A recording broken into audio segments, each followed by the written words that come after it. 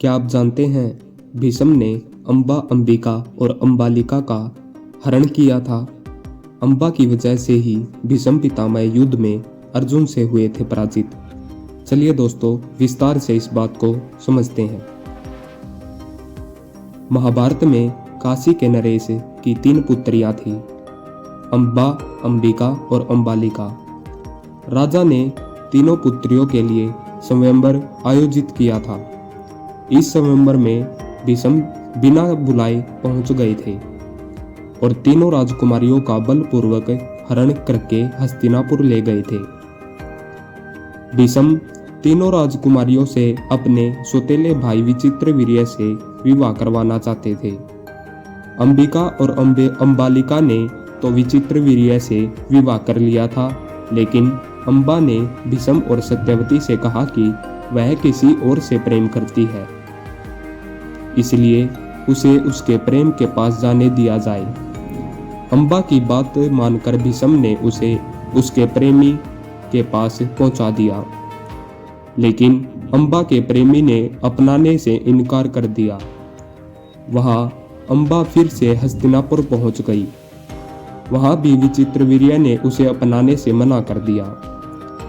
इसके बाद अंबा ने भीष्म से विवाह करने को कहा। इस पर भीष्म ने कहा कि मैंने जीवन भर ब्रह्मचार्य रहने की प्रतिज्ञा की है, मैं विवाह नहीं कर सकता। इस तरह हर तरफ से निराश होकर अंबा हस्तिनापुर से निकलकर परशुराम के पास पहुंची। अंबा ने परशुराम की को पूरी बात बताई और भीष्म से बदला लेने को आग्रह किया।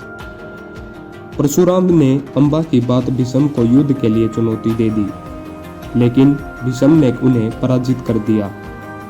यहाँ भी अंबा को निराशा मिली। इसके बाद अंबा ने शिवजी को प्रसन्न करने के लिए तपस्या की। अंबा ने भीष्म से बदला लेने के लिए अपना जीवन समाप्त कर दिया। अगले जन्म में अंबा शिखंडी के रूप में राजा द्रुपद के यहाँ जन्मी। राजा के राजकुमारी का पालन पुरुष की तरह ही किया था। एक यक्ष के वर पाने के बाद शिखंडी पुरुष बन गई थी। जब महाभारत युद्ध हो रहा था तब शिखंडी अर्जुन के साथ उसके रथ पर सवार होकर भीष्म के सामने पहुंच गई।